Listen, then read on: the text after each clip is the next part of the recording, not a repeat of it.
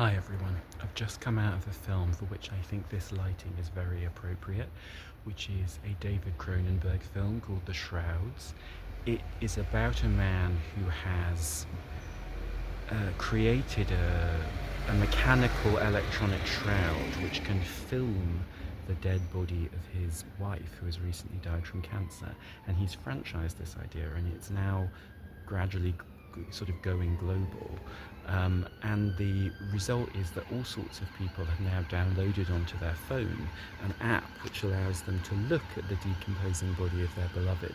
One of the most moving parts of the film is actually where he talks about how when his wife was buried, he wanted to jump into the grave with her so she wouldn't be alone. See what I mean about the lighting? It's a film about grief, but as it goes on, it becomes a film about conspiracy theories and apparently about international intrigue of some kind, because it could be, it emerges, that the Russians or perhaps the Chinese or some other somewhat hallucinatory enemy is trying to use the network created by grave tech, as it's called, as a kind of root basis for their surveillance operations. So it's also about the conspiracy theories that go along with that. In other words, there are two major plot lines, one of which is about human relationships and this rather enmeshed little family. The central character is also considering having an affair with his dead wife's still living identical twin. And also, it's about this kind of international finance plot, this kind of global conspiratorial plot as well. So these two plots feel like they don't mesh or join up for most of the film. But then I have to say, towards the end of the film, you begin to realise that they are really one and the same. And you realise that in a rather brilliant way that I won't give away. But what feels through most of the film like a tonal inconsistency comes to feel like a necessary dissonance as we get towards the end, as though really we don't know whether he's hallucinating some of these conspiracy theories, whether they're a paranoid fiction created by one of the other characters, or whether they're real.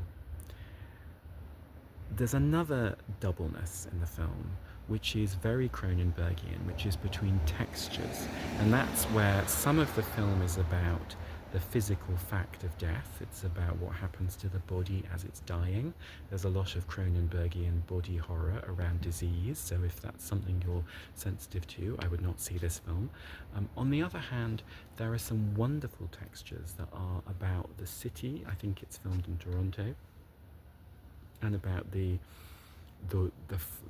Japanese style flat in which he lives, and about the metallic gravestones, or the shiny almost quartz gravestones of his grave tech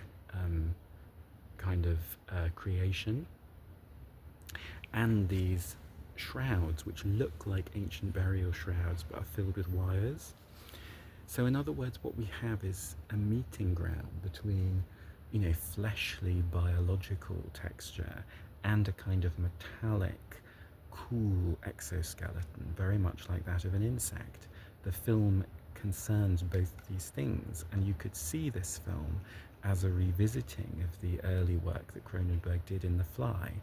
This time, instead of an allegory of birth or rebirth, the whole film is an allegory of death. But there's a wonderful scene, for me the best scene in the whole film, when the central character puts on one of these wired shroud garments, and we see through the eyes of the computer his own rippling skin and musculature, which in a sense represents this layered experience of life. Are we purely biological entities? Are we partly mechanical entities now? And if we are purely biological, what do we do with the fact that we are mortal? In all these senses, it is an 82-year-old's film about mortality and dying.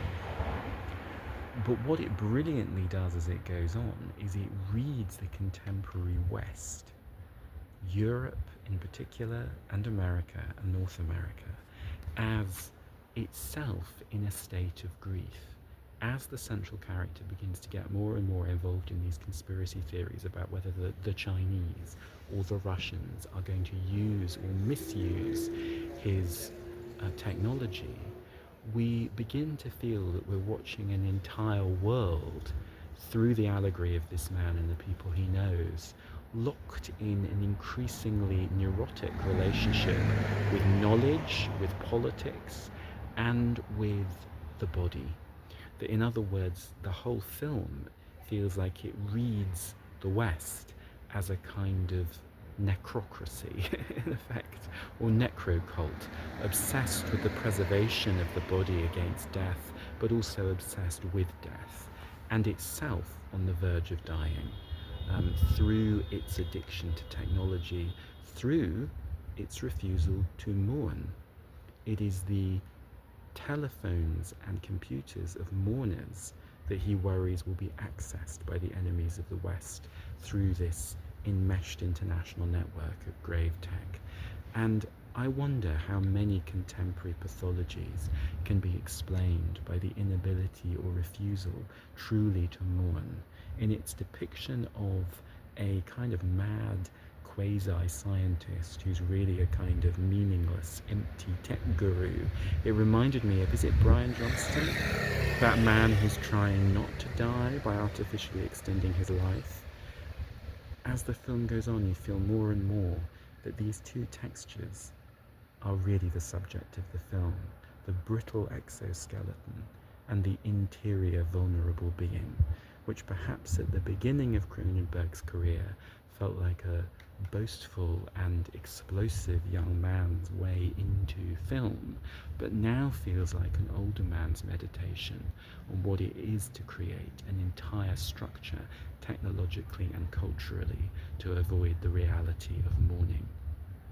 And to me, that made this a profound film, which, if you have a strong stomach and you're willing to go with it, I recommend.